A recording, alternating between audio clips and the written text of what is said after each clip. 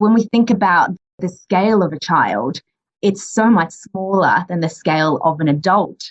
And yet we very, very rarely consider how that smaller scale actually plays into the way in which we design our environments. I mean, critically, kids can't drive. And so designing spaces which allow them to move freely through the environment without needing to be driven to places, so creating communities which are walkable, which are playable, which are safe. Now, there's a really beautiful quote by Gil Peñalosa. He says, "Children are an indicator species. If you can design a successful city for children, you would have a successful city for everybody." And I think that's really true. It sort of becomes this benchmark of creating great spaces. If you've considered the safety and the health and the happiness of a child in your community, chances are that you would have also addressed many other issues for people of various abilities, for the elderly, for all sorts of people and perspectives. Hi, Smart Community friends. In this episode of the Smart Community podcast, I have a wonderful conversation with Natalia Krysiak, a practicing architect at Hayball and the founder of Cities for Play. Natalia specialises in the design of child-oriented learning and play environments, and her area of research focuses on child-friendly cities and how the built environment can contribute to the health and well-being of children.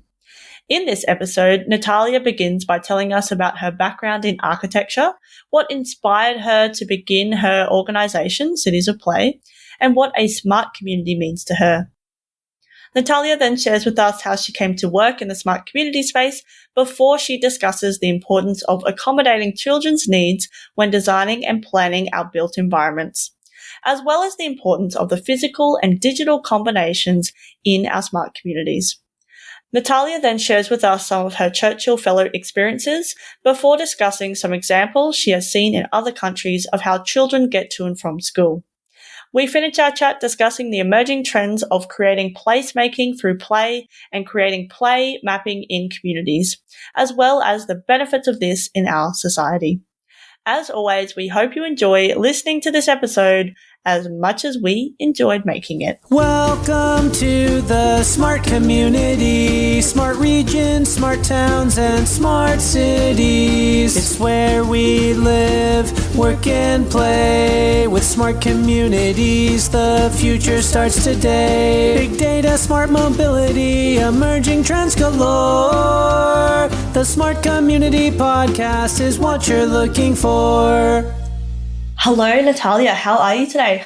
Good. Thank you so much for having me on the podcast. I am very excited to have you. I'm really excited to have this conversation, and I'm glad we got to chat.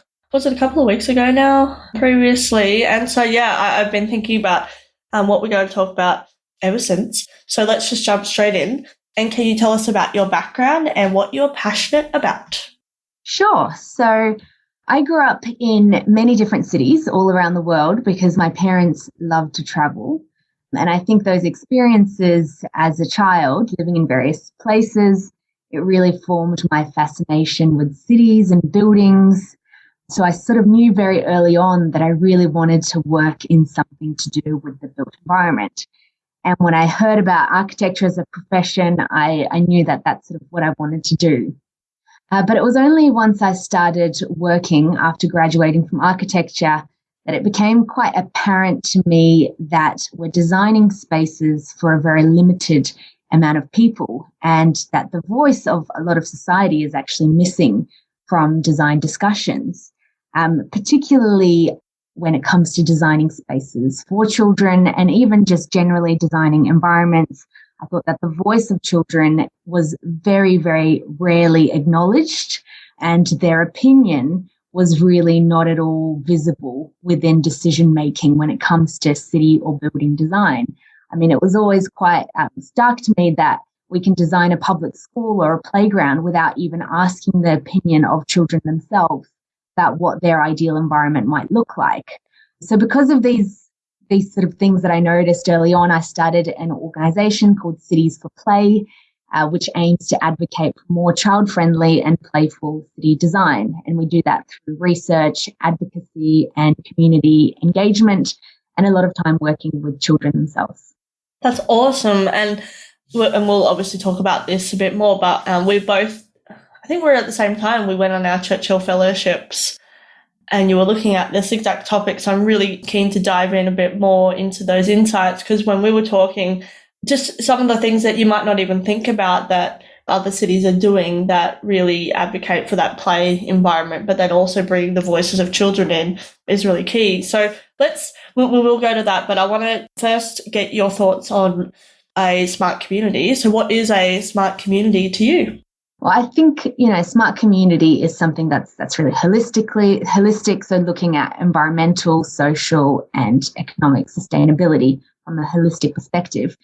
But I think it's also the perspectives and the voices that we actually consider when we design smart community that is of particular interest to me. And I think that's what can really form a smart community. So it's not so much all of the various puzzles that make up a smart community, but actually who comes up with what those puzzles are and who's sitting at the table to make those decisions. I think a really lovely quote from Jane Jacobs that I love to refer to. She said, "Cities have the capability of providing something for everybody, but only because and only when they are created by everybody."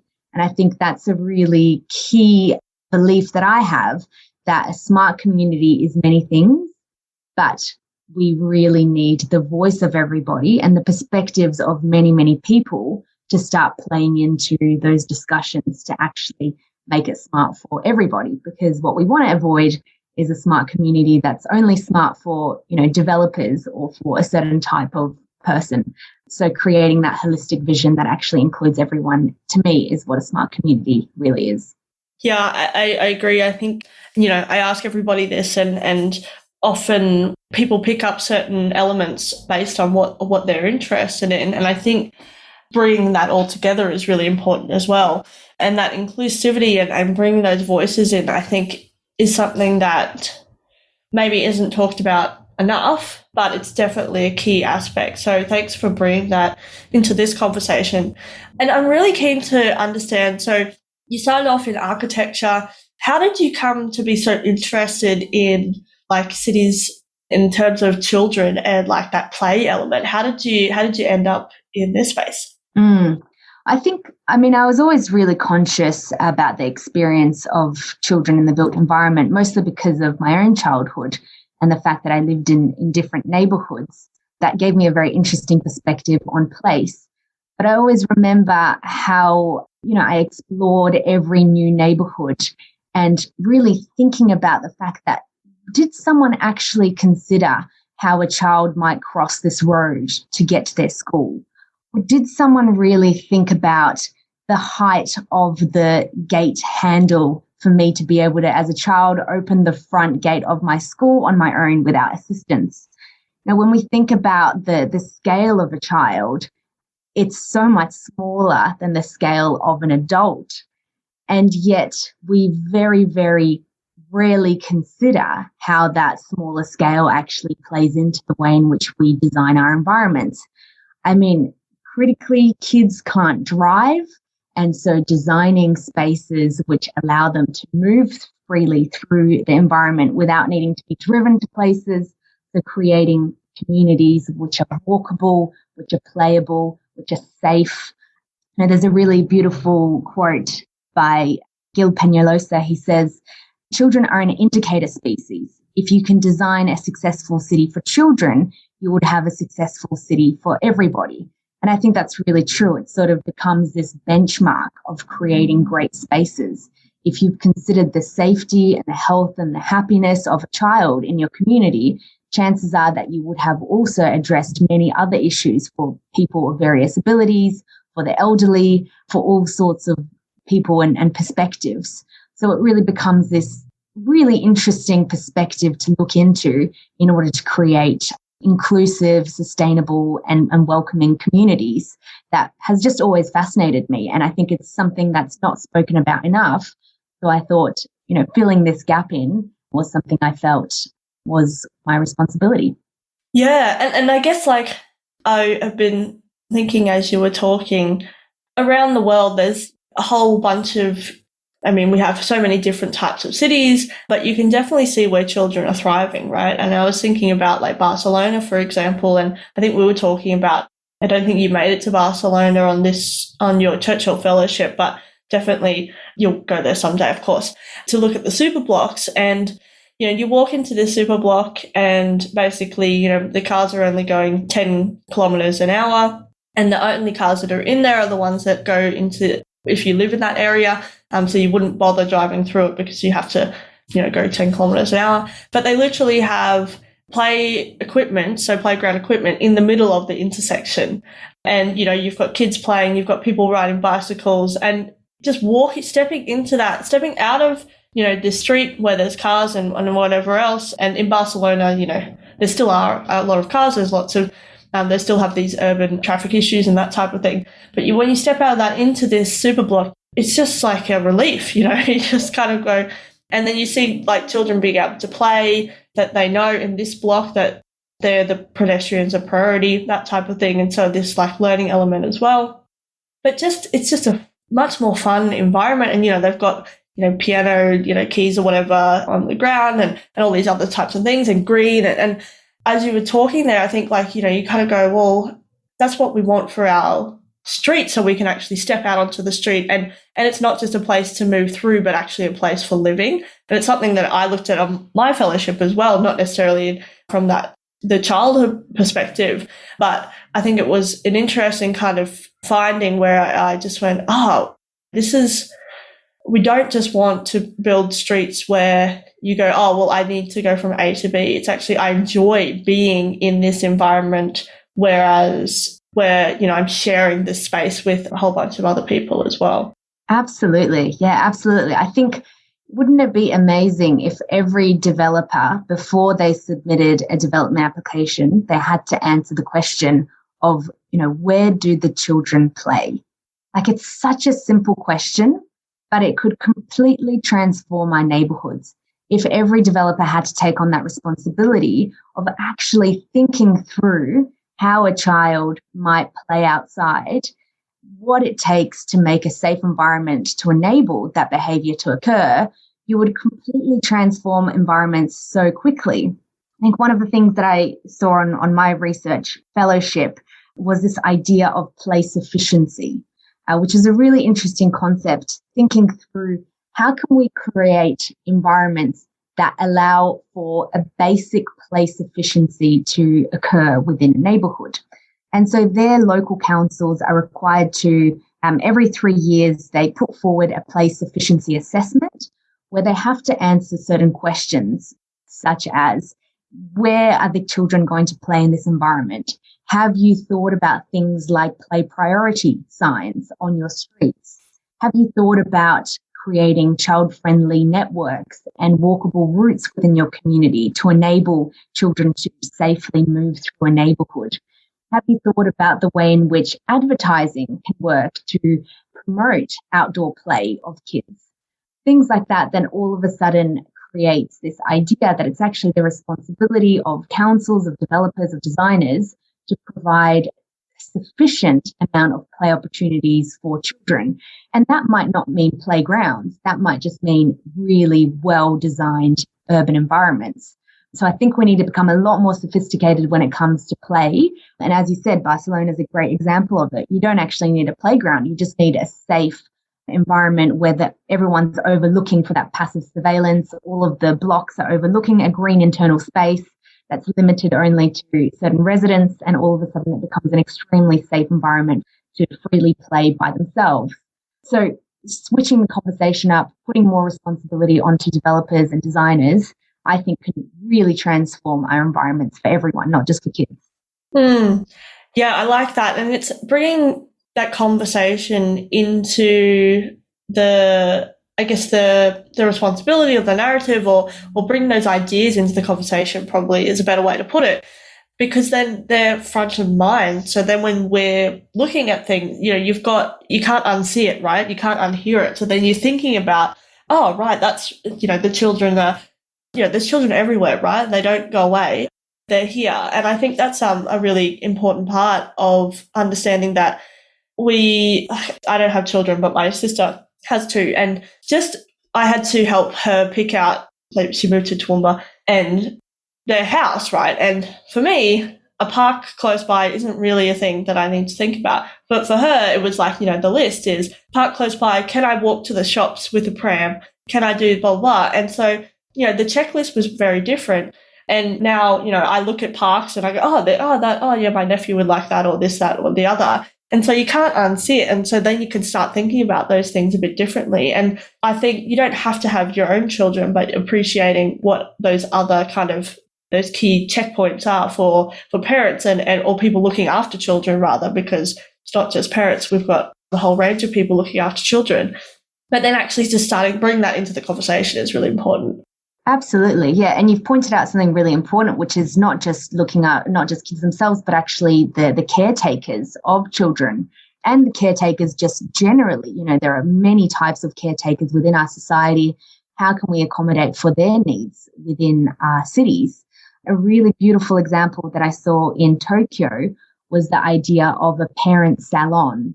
And these are spaces which are located within shop fronts. So it's just looks kind of like a standard shop within very busy shopping districts all throughout the neighborhoods of Tokyo. And these spaces are rooms filled with toys. There's a space for a parent to be able to come in while they're running their errands in the city to be able to heat up some milk or heat up some food. So there's microwaves, there's provision for tea and coffee. And it's all, of course, funded by local councils. So it's free for someone to come in, have a quick rest, breastfeed their baby, have a chat with one of the counsellors or nurses at hand there, and connect with other parents in the community. So it's a really safe space for caretakers and caregivers to enable them to feel safe within the city also. So I think that's a really beautiful way of thinking about how we care for people that care for people within our cities. Yeah, I like that. And I think, thinking about libraries and spaces that councils have and how we can, and I can't remember whether we were talking about this, but, making those spaces for, it's no longer just books, right? This is a service a community service that council offers and have for many, many, many years. But then how do we then leverage that opportunity for children and caregivers and people that may not have access to, I guess, essentially, or education or whatever the case is? How do we then leverage libraries to upskill people with digital literacy or children even as well, and bring those smarter digital things into the libraries to make them a space where it's not just about physical books, but all those other things that come around that, and then building that community around that as well. So then you go there, and I know like my sister would go to the library and they had, singing, storytelling books, all that kind of stuff for the kids. But then of course you meet the parents and stuff as well. And so using those spaces and whatever those spaces look like, really thinking about how they build community and how valuable they are to a community is really important for a smart community as well. Absolutely, yeah. And as you said, sort of leveraging this idea of technology into the physical spaces. So creating first that physical space where people can come and feel safe and comfortable in, but then creating those digital networks where people can continue to look for services and connect with one another. I mean, within these parent salons in Tokyo that I was talking about, the same people also run all of the play events and adventure play yards all throughout the neighborhoods of Tokyo. So as all of a sudden, when you go into one of those salons, not only do you meet people physically, but also you learn about all of the other activities that are available for parents with kids in that local area. You can connect with other parents online, and it sort of just creates that. It really starts to embed that network for families with kids very quickly. So the physical and digital combination is really important there too.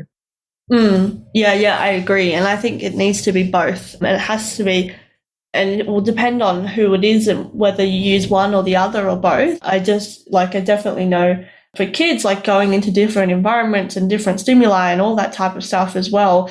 Like I know my sister, she wants to get out of the house, and then having that physical space as well is really important. But then, exactly, learning from those other things, making it a space where, you learn what else is available, what else is on, who else is doing what. I think that's really key.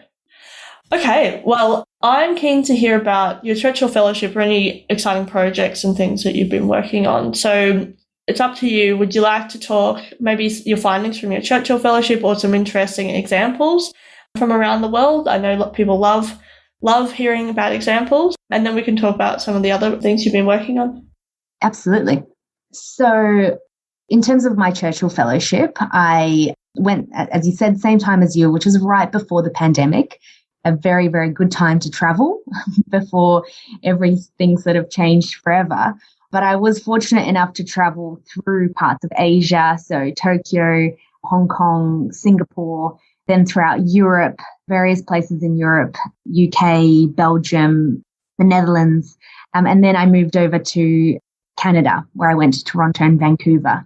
And every different place provided me with different learnings about what it means to design a child-friendly urban environment. I was looking for both case studies around policy. Canada has been very, very progressive in terms of designing family-friendly housing for families with children. So they have had policies out for a long time that have thought about how we can create dense, vibrant communities that allow for the needs of families with children and embedding those into policy. So that was what I was very interested in Canada.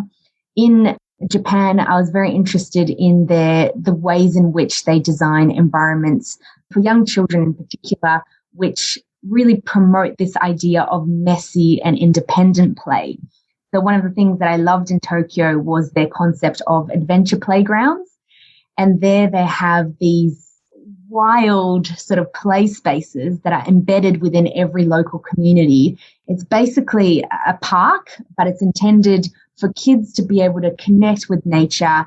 There are just plenty of opportunities for kids to get really messy with mud.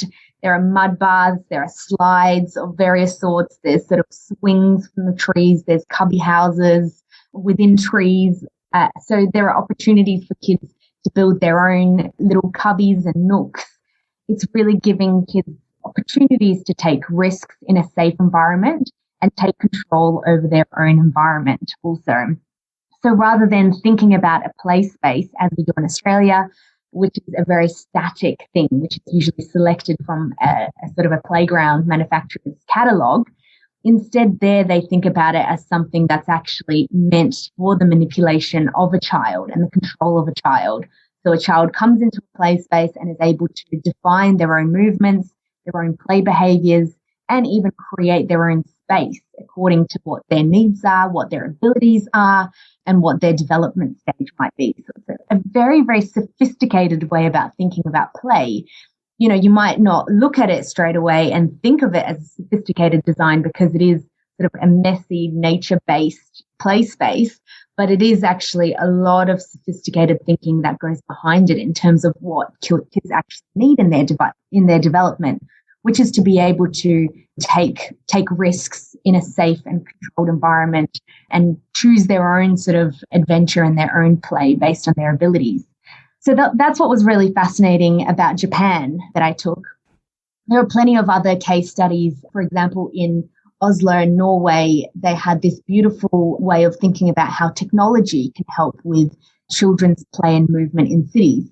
So their children use an app called the Secret Agent app, where they are able to log into various places within their local communities and find out various little secrets about the spaces that might be in their environment. And they're also able to log in different issues that they see in their environment that might make them feel unwelcome or unsafe. So they might see, a space that's looking really dirty and they can take a photo of it, upload the snap really quickly and let their council know that that makes them feel unwelcome.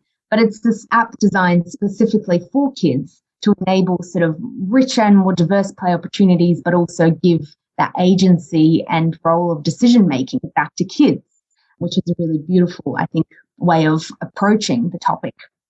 I mean, I could go on with examples because there's just so many.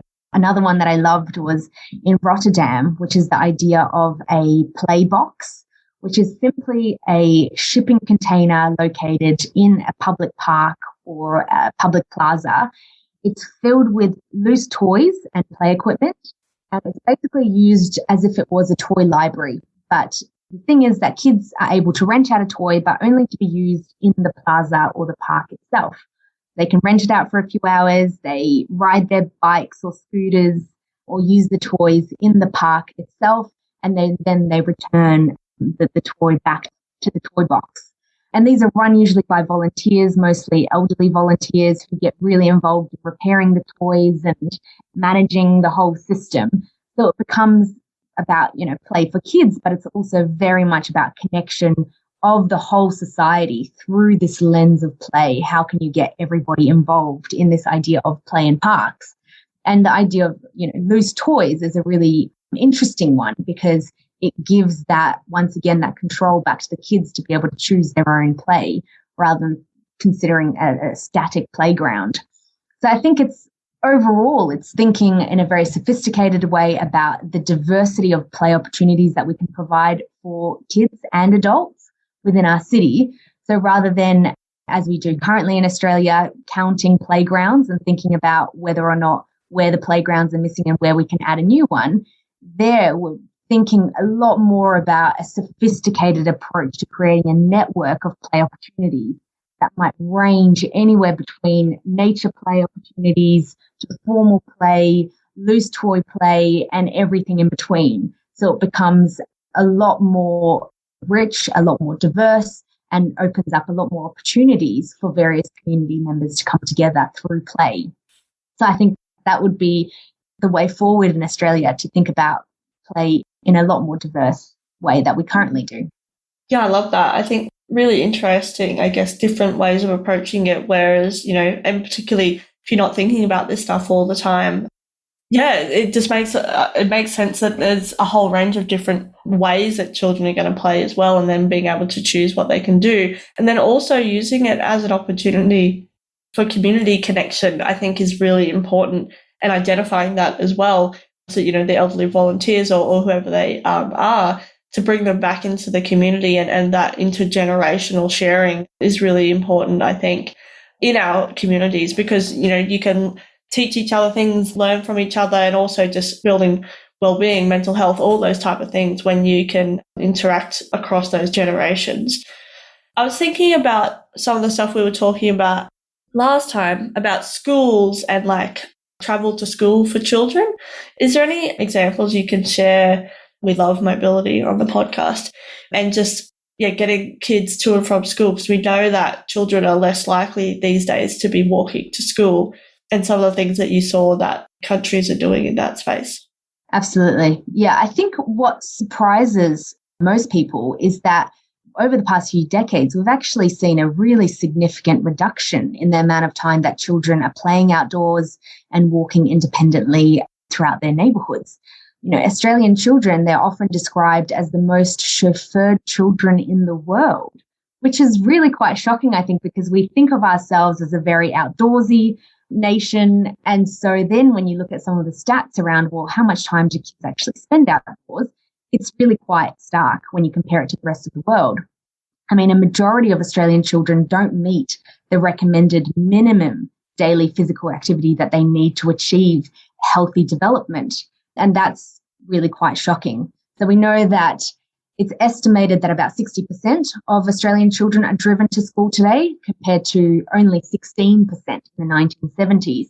And these are some really conservative figures. We know in many suburban areas, the percentage of children that are driven to school is a lot higher than just 60%.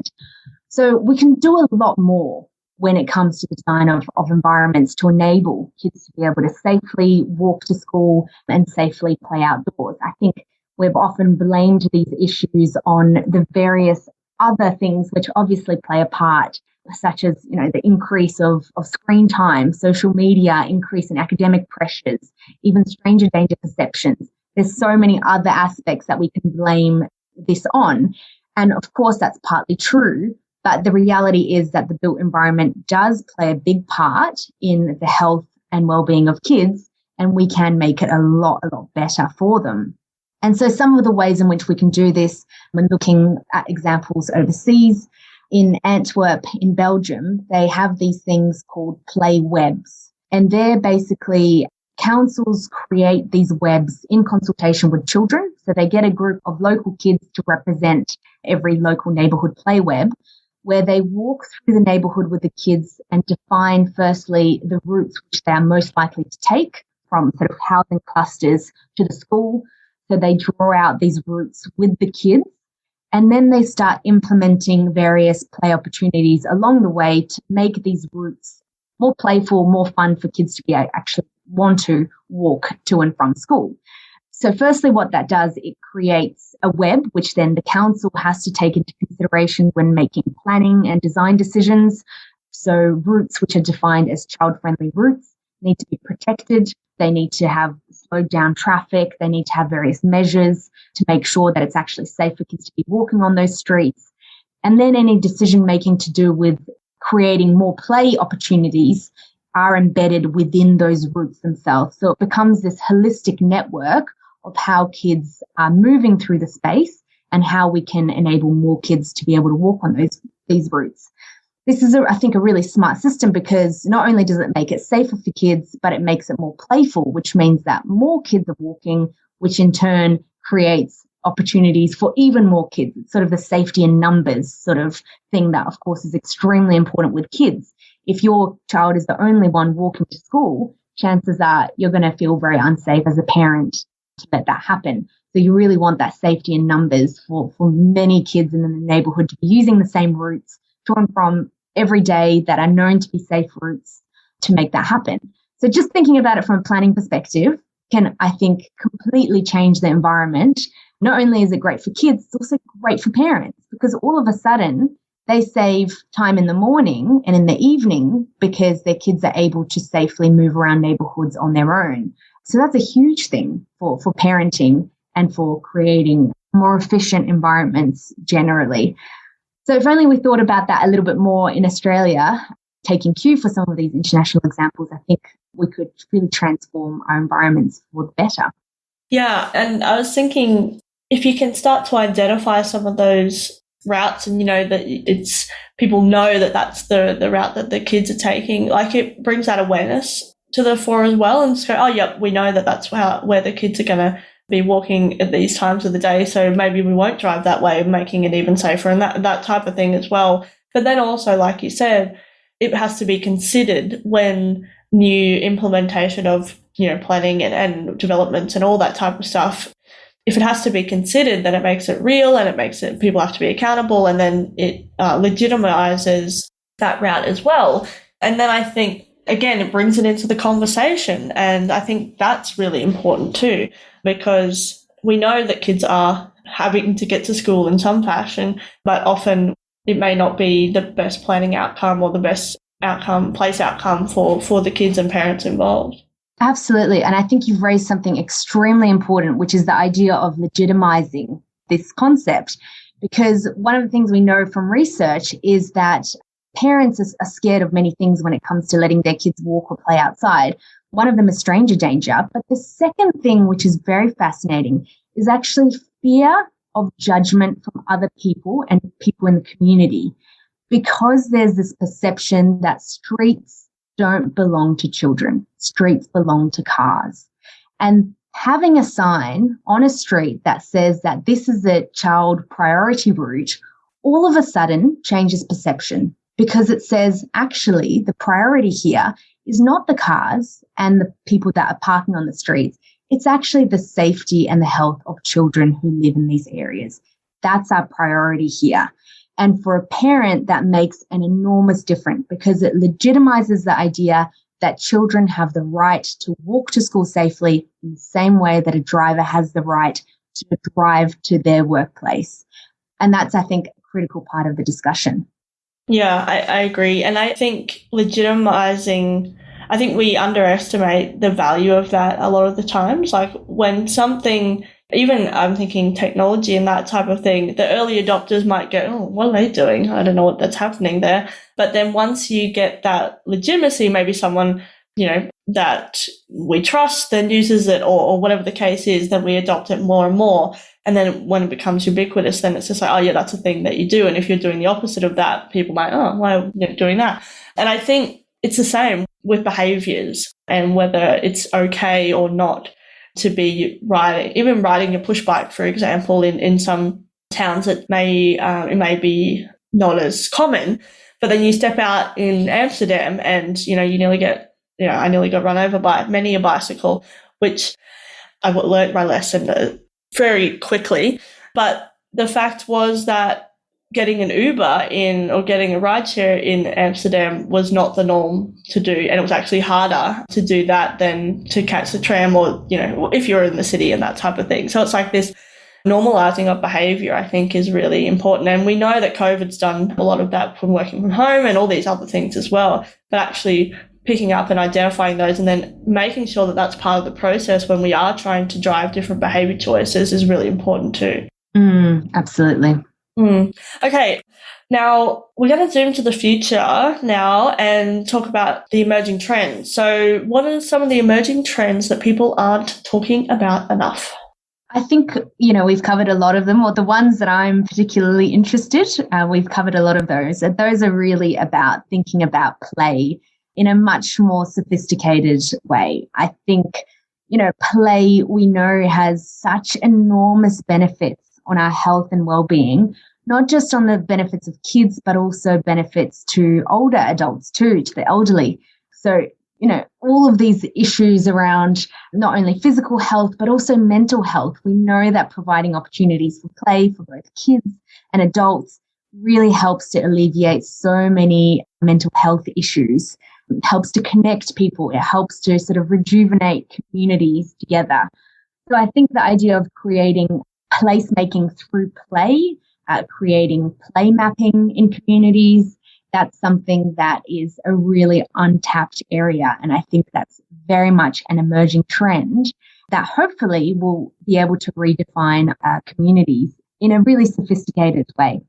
Yeah, and I think in terms of thinking about smart communities, like that sharing information across generations, I think is really key. And whether that's technology and whether that's, digital literacy and that type of thing. But there's so many other things that, create communities, as we've talked about.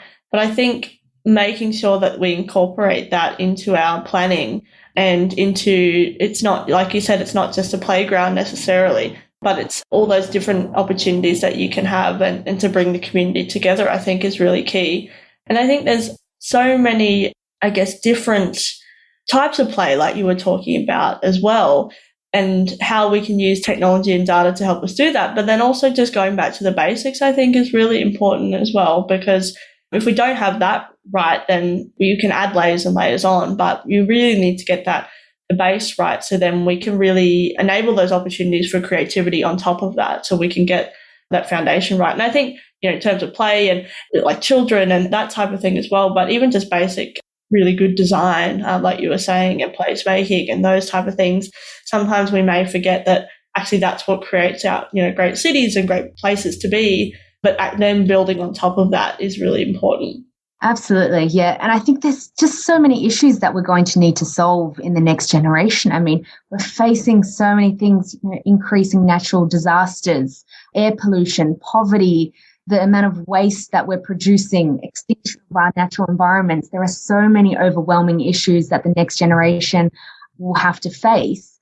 I think it's a question of how we teach children what it means to live and care in a community, both in terms of how we care for the natural environment, but also in terms of our social communities. How can we instill these needs or these feelings of ownership in our kids, I think can start very early on within urban design. So giving spaces to kids to feel that sense of ownership, belonging, and responsibility, instilling that through urban design in kids is, I think, really bringing it back to basics. Yeah, I agree. And I think creating empowered citizens at a very early age, basically, is really important. And talking to them with their language is really important too, and with the channels that they want to operate with. And I think if we can do that and get those thoughts and new ideas and things like that, but also what do they want from the place? And they may not be able to articulate it in terms of planning and blah, blah, blah. But then you need to have people involved that can understand that language and then translate that into really good placemaking outcomes. Definitely. Absolutely. Well, it's been so great to chat, and I think we could talk for a long time, and I do look forward to catching up in 3D at some point as well. Thanks for coming onto the podcast, Natalia. It's been really great. And I think you've brought a different perspective, which I think will get people thinking. So thank you for that. And yeah, I'm really excited about, I guess, the opportunities to really change the way that we do planning and make it more fun because, we know that we need more fun in our lives, more play. And I think bring that different perspective into this conversation. I think lots of the audience will have, little ideas sparking here, there and everywhere. So thanks again for coming onto the pod. Absolutely. Thank you so much for having me, and thanks for all your great work. It's really inspirational. No worries. Just one last question. How can people connect with you? So the best way is through Instagram, where I regularly will post updates and events that are happening.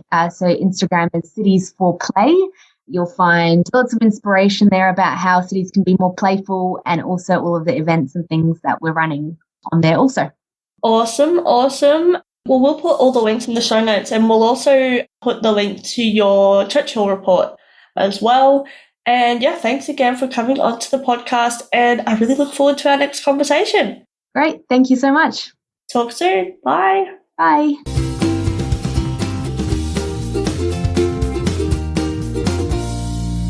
The Smart Community podcast is brought to you by My Smart Community.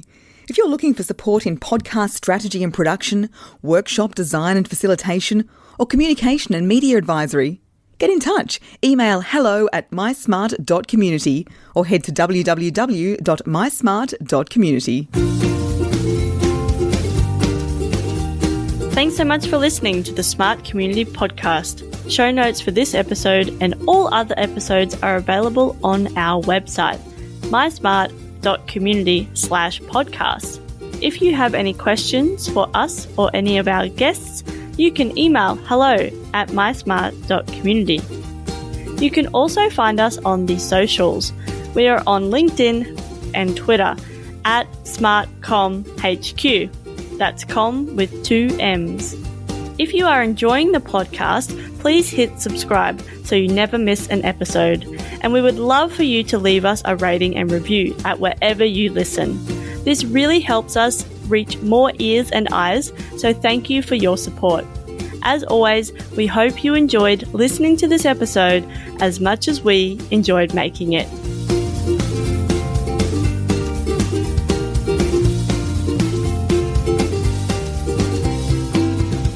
The Smart Community Podcast is what you're looking for.